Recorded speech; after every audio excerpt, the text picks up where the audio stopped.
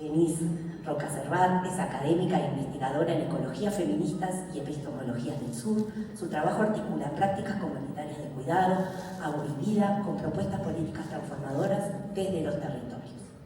Entonces, lo que les proponemos para nuestro diálogo magistral hoy es una discusión centrada en la interfaz entre academia, activismo, movimientos sociales y políticas públicas. Lo que buscamos es tratar de iluminar cómo estas perspectivas pueden traducirse en propuestas concretas para la acción de los movimientos sociales y las políticas transformadoras, y cómo construir una agenda climática de la región que sea justa, situada y plural. Creo que esta conversación no es solo relevante, sino muy oportuna a la luz de la COP30 que se aproxima en Brasil. Entonces, lo que vamos a hacer es que le vamos a pedir a cada panelista que responda una pregunta que acordamos con anticipación, y para ello van a tener unos 10 minutos, y le pedimos que desde su vasta contribución al pensamiento se enfoque también en las implicaciones prácticas de sus propuestas. Luego vamos a cerrar con una breve ronda de reflexiones cruzadas de unos 5 minutos para cada uno, donde esperamos tener más bien un diálogo. Entonces, voy a empezar me gustaría pasar ahora la palabra a Denise, para que nos compartas un poco desde tu mirada y experiencia en ecologías feministas y también epistemologías del sur, si nos puedes como ilustrar y compartir prácticas comunitarias vinculadas justamente al cuidado, la protección de la vida y el agua para enfrentar el cambio climático, pero en el marco de justamente la crisis civilizatoria de la que estamos hablando. Denise, te pasamos la palabra. Muchas gracias. Muchísimas gracias, muy buenos días. Muchas gracias a todas, todes por su asistencia. Para mí es un placer estar aquí con ustedes, y por el que el tiempo es un bien muy preciado, voy a permitirme leer un ensayo que he preparado en un intento de ser responsables con ustedes. Es un homenaje a muchas mujeres, entramados comunitarios con los que he tenido el honor de compartir. Mi bisabuelo era pescador. No lo conocí personalmente, pero me lo enseñaron en fotos, navegando barcos, surcando las olas de mares intercontinentales. Me imaginaba como él, pero como una mujer navegante, libre, con el viento despeinándome, el vaivén del mar, el sonido de las gaviotas, las ballenas circundando y las estrellas. Por eso, cuando por primera vez vi el mar iluminarse bajo la oscuridad de la noche en la bahía de Mosquito, en la isla de Vieques, sentí como si ese cuerpo acuoso me quisiera decir algo. ¿Qué es lo que me quería decir? ¿Qué pasara si pudiéramos conocer las memorias y las historias del agua? Intentaré, por lo tanto, pensar con el agua, para contarles 3 historias de resistencia y de reexistencia, donde el agua es una aliada en la reconstrucción de la memoria histórica o hasta geológica del planeta. El pensar con el agua nos enseña a no separar, nos muestra las interdependencias, la inseparabilidad de las formas de ser, las ontologías, de las formas de conocer, las epistemologías, y de las formas de hacer, la praxis. Ello aunado a una necesidad de un enfoque ondulante, no jerárquico y complejo. De esa manera, pensar con el agua nos permite descolonizar nuestra relación con la naturaleza, para hacer visibles las relaciones hidrosociales alternativas que podremos materializar para reproducir la vida. Una de esas historias está situada en la isla de Vieques, en lo que hoy se conoce como el archipiélago de Puerto Rico, en territorios colonizados por los Estados Unidos, particularmente esa isla por la Marina de Guerra. El pueblo viequense ha resistido colonización tras colonización, primero de los españoles, luego de los Estados Unidos, hasta la fecha. El pueblo viequense ha luchado con firmeza y valentía por su soberanía. Una lucha no exenta de mártires, personas como David Sanes y otros tantos seres humanos y otras especies que han perdido la vida. Sin embargo, el gobierno federal estadounidense sigue controlando el 70% de la isla. Hoy, un territorio contaminado, una zona de sacrificio. Sin embargo, en este lugar se vienen formando colmenas cimarronas, de mujeres, de niñas, disidencias sexogenéricas, afrodescendientes, libres y fuertes, reafirmando su capacidad de autogestión. Gestan la soberanía alimentaria de la isla mediante prácticas agroecológicas, prácticas de la apicultura y de las economías solidarias. Las abejas, particularmente las abejas africanizadas, son un híbrido entre abejas europeas y africanas. Ellas juegan un rol muy importante en esta lucha. Estas abejas son conocidas por su comportamiento más agresivo, por su tendencia a formar enjambres más grandes. Como ellas, las mujeres de la colmena cimarrona se aferran a reexistir en territorios no solamente dañados, sino que tildados en riesgo de desaparecer por el cambio climático. Y lo hacen cultivando la tierra, volviendo a traer nutrientes, dando la vida al territorio. En esta historia, el agua es resistencia anticolonial, antipatriarcal e inclusive antiestatal. Es resistencia multiespecies, donde las y los agricultores defienden sus territorios y polinizan con las abejas. Como diría la escritora dominicana Rita Indiana en su novela de ciencia ficción La Mucama de Omniculé, el Caribe es un lugar especialmente susceptible para explorar las lógicas disidentes de las ecologías queer, donde se exponen los límites de un modelo capitalista, individual, heteronormativo, donde se da cuenta de la visión queer, de las relaciones humano y no humano necesarias para repensar la organización política alrededor del cuidado de la naturaleza.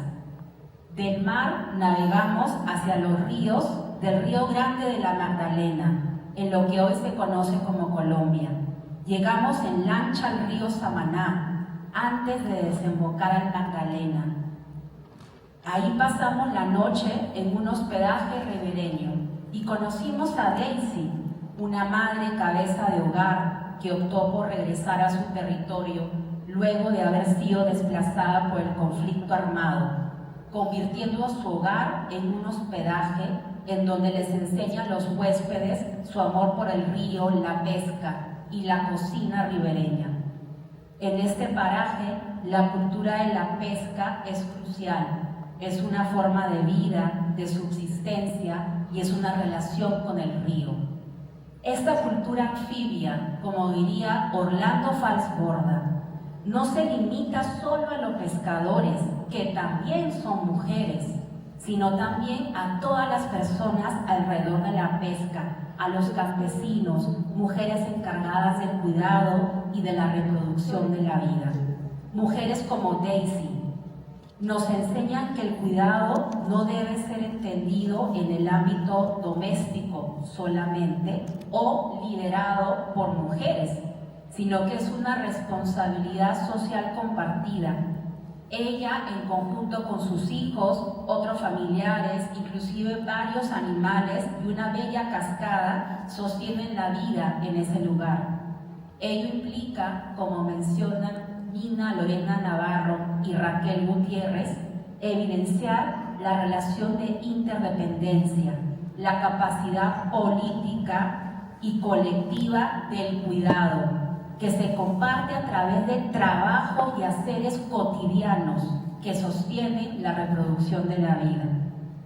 Recorriendo el sur de la cordillera de los Andes, encontramos a Yolanda Flores, mujer de la nación aymara en la frontera entre Perú y Bolivia, defensora de las montañas y del lago Titicaca. Yolanda proclama que llegó la hora en que las mujeres indígenas ejerzan sus derechos a la participación política, y lo dice con convicción y certeza de la implicancia de sus palabras. La violencia doméstica y estructural sobre los cuerpos de las mujeres ha calado profundo y se refuerza bajo un extractivismo minero energético en el territorio, tal como lo declara Lorena Capnal, maya cinca de Movimiento Feminista Comunitario Territorial en Guatemala. La recuperación consciente del primer territorio cuerpo es una propuesta política que integra la lucha histórica cotidiana de los pueblos indígenas para recuperar la defensa del territorio tierra, pero también del territorio cuerpo, como ha sido milenariamente violentado por los patriarcados.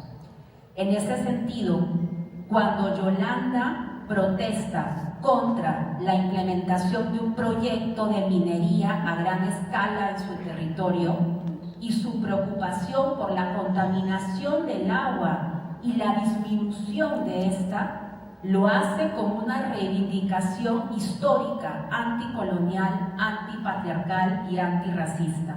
Pero tal vez lo más importante es que desde su conocimiento aymara, las montañas no son solo montañas, sino entidades sagradas, poderosas, del mundo Arak-Pacha, y la conexión entre los seres humanos y los espíritus, como lo señala Marisol de la Cadena.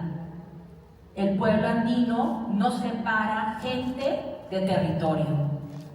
Ocurren en el tiempo y en el espacio relacional. Son, por lo tanto, ontologías relacionales.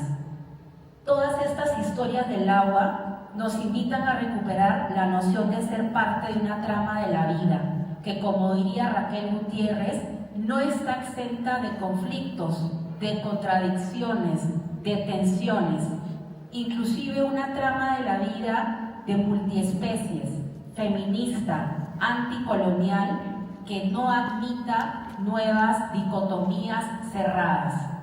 En palabras de Silvia Rivera Cusicanqui, de lo que se trata es de hacer de otro modo, no subsumido a la lógica del capital o del Estado o de la modernidad, del patriarcado, inclusive de modas posmodernas y academicistas.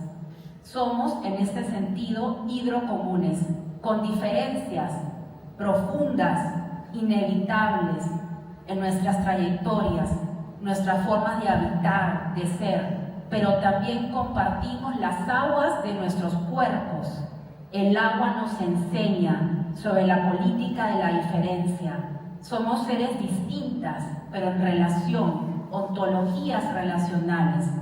Las aguas tienen memoria y navegando la bahía bioluminiscente de Mosquito en la isla de Vieques, comprendí que a Viayala y el Caribe hay miles de fueguitos, trazando un pluriverso fundado en una alegre rebeldía y una ternura radical. Muchísimas gracias. Qué belleza de homenaje, qué belleza de esas tres historias de resistencia recorriendo las venas abiertas de América Latina. Muchas gracias. Seguimos con Diego Denis. Muchas gracias en este diálogo, que es un placer estar aquí con Joan y con Arturo. Los escuchaba y este tema del debate del desarrollo. Quisiera tocar unos puntos que mencionó Arturo sobre, uno, pensar el desarrollo como dentro de una política pública de un Estado progresista o de izquierda que denominó relacionado a los derechos sociales y la justicia social, y por otro lado el más alternativo, que a lo mejor serían políticas de soberanía, políticas de soberanías para las transiciones civilizatorias.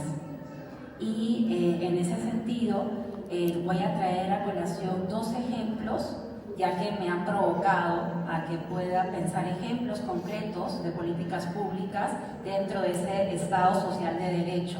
Pienso una muy importante actualmente tiene que ver con los territorios campesinos, agroalimentarios y biodiversos, y con la posibilidad de garantizar el sujeto político campesino y el pescador aquí en Colombia. Me parece que esto es un tema de fundamental aporte que está haciendo actualmente toda la sociedad civil en términos de garantizar que los campesinos y las campesinas colombianas sean reconocidas, que sean también restauradas en sus derechos con la tierra, ¿sí? Y que a la misma vez se garantice que Colombia sea una despensa agroalimentaria. Pienso mucho en ese sentido en el suroeste de Antioquia, donde actualmente se está librando una batalla muy grande contra la minera Anglo-Gold. Justamente los campesinos están siendo criminalizados desde el bosque.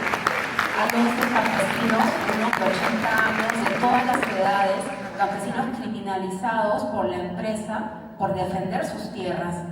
Aquí hay un debate de política pública y una necesidad que la Autoridad Nacional de Licenciamiento Ambiental, el Ministerio de Ambiente y el Ministerio de Energía y Minas puedan también legislar de manera articulada. Ahí hay todo un potencial que se puede hacer dentro de esa manera de entender el derecho como un bien público y una democracia.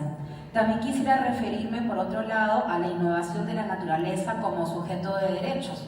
Ahí también tenemos, acá en Colombia, ustedes saben que ha habido en los últimos años una cantidad de nuevas jurisdicción, nuevas leyes que lo que hacen es garantizar a los ríos, pero no solamente los ríos, ya son los bosques, la Amazonía como sujeto de derechos, inclusive lagunas.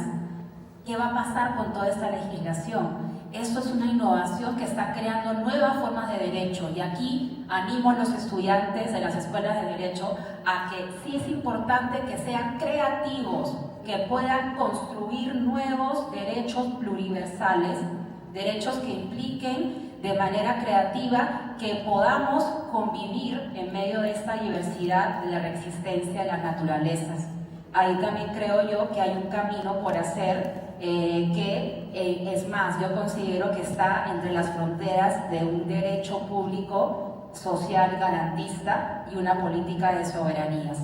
Y digamos, del lado de la política que llamaría de soberanías y transiciones civilizatorias, pienso mucho en algo que todavía es un sueño de estos diseños autónomos, pero pensaba que el sur, y es muy importante, los sures son múltiples y no están solo en América Latina, es el lugar de las opresiones imbricadas, como bien lo saben también las feministas decoloniales, como Chicuriel, ese imbricamiento, el entroncamiento del patriarcalismo, el colonialismo y el capitalismo. Inclusive hoy en día pensamos en estas maneras de ver la naturaleza, ya sea maneras de verlas como objeto o como algo prístino. También tenemos que luchar contra esas dicotomías.